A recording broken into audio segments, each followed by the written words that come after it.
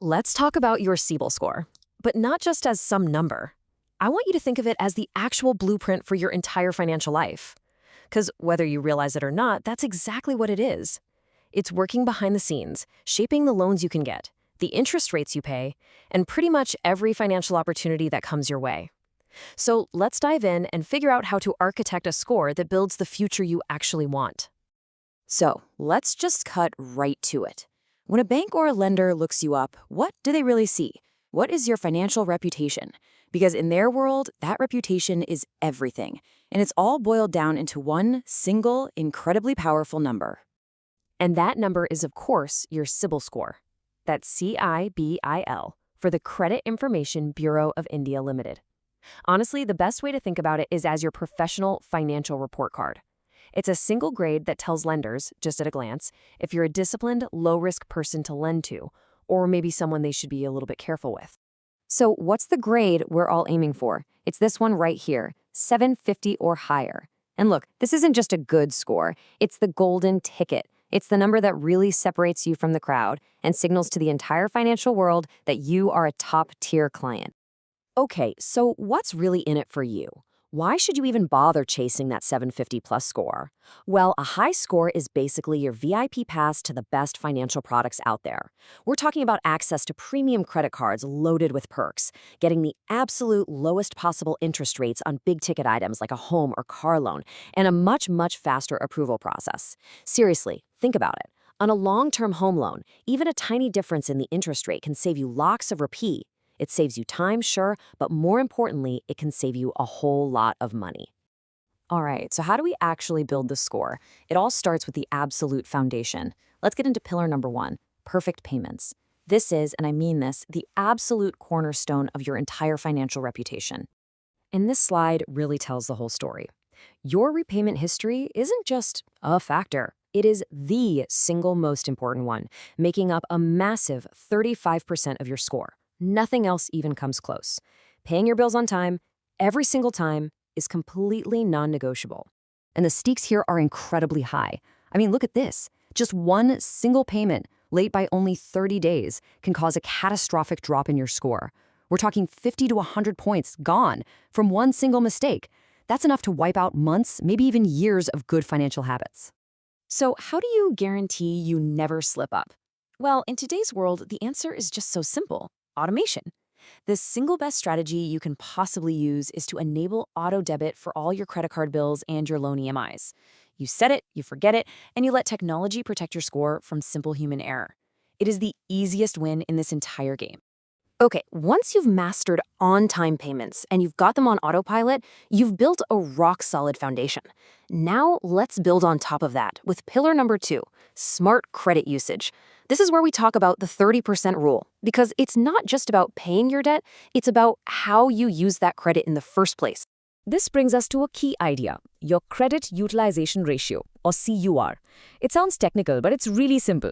It's just the percentage of your total available credit that you're using at any moment. So for example, if you have a credit card with a 1 lakh limit and your current balance is 50,000, your CUR is 50%. It's that easy. Now, what's really interesting here is that lenders have a very clear line in the sand. They want your utilization to be below 30%. Anything higher than that starts to suggest something they call credit hunger. It's a signal that you might be under some financial stress and relying too heavily on credit, which to them is a major red flag.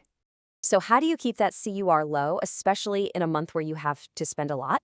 Here are 2 fantastic pro tips. First, make a payment before your statement is even generated. That way, the bank reports a lower balance to the credit bureau. Second, if your bank offers you a credit limit increase, always take it. A higher limit with the exact same spending automatically lowers your utilization ratio. Now for our third and final pillar. This is all about playing the long game with discipline and consistency. Let's talk about pillar number 3, long-term strategy. See, a great score isn't just a snapshot in time. It's the long-running movie of how reliable you are with money. Believe it or not, the age of your credit history makes up about 15% of your score. A brand new account that's only 6 months old doesn't really tell a lender very much, but a clean history that stretches over 2, 5, or even 10 plus years, now that proves you're a reliable partner for the long haul, and it makes your score way more resilient to any minor bumps in the road. This brings us to an absolutely critical point. Your oldest credit card is one of your most valuable financial assets. Even if you don't use it much, you have to keep it open. Its age is like a powerful anchor for your score. Closing it is like deleting your longest and most impressive work reference. And while we're on the topic, it is vital to understand the difference between a closed account and a settled account. Closed means you paid the debt in full. That's the goal. Settled, on the other hand, means you negotiated to pay only a part of what you owed. To a future lender, that is a massive red flag that can damage your score for years and years. All right, here are a few other quick long-term strategies. First, try to maintain a healthy mix of different kinds of loans, secured ones, like for a home, and unsecured ones, like credit cards. Second, please avoid applying for a bunch of loans in a short period of time. To lenders, that can look desperate. And finally, check your full CIBIL report at least once a year. Errors do happen, and fixing one can give your score an instant boost. But wait a minute, what if you're just starting out? What if you check your score and it says -1 or no history? Don't worry, this section is specifically for you. Here's how you can build a fantastic score right from scratch.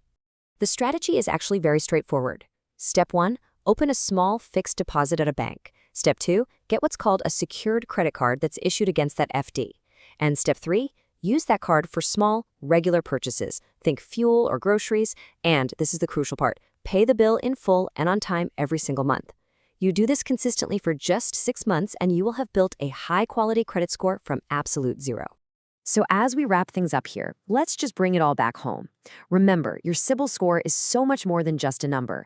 It's a valuable financial asset. Your score is your reputation, and you have to protect it. And remember, there are no shortcuts. There are no quick fixes.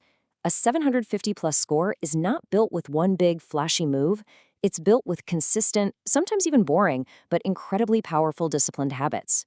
Paying on time and using credit wisely, month after month after month. I want to leave you with this one final thought. Your CIBIL score is the silent ambassador of your financial character. In a world where data so often defines us, this number really does speak for you before you even walk into the room. It tells the story of your discipline, your reliability, your character. So the real question to ask yourself is this. Is your score a tool for growth, actively opening doors and saving you money? Or is it a hurdle, silently holding you back from achieving your dreams? The choice and the power to architect your financial future is entirely in your hands.